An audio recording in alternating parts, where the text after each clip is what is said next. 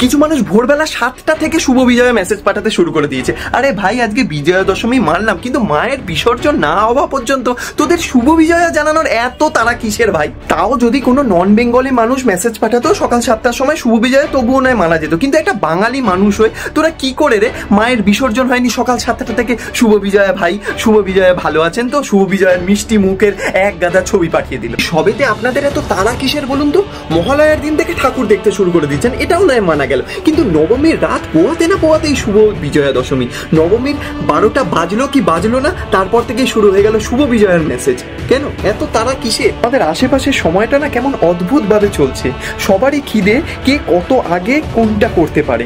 মহালয়ার দিন থেকে ঠাকুর দেখতে শুরু করে আগে ছবি পোস্ট করবো যে আমি এই দিনে ঠাকুর দেখা শুরু করেছি, বা আমি আগে আইফোন কিনেছি, আমি আগে বাইক কিনেছি, আমি আগে তাকে সোশ্যাল মিডিয়াতে উইশ করেছি বা যে কোনো জায়গায় উইশ করেছি।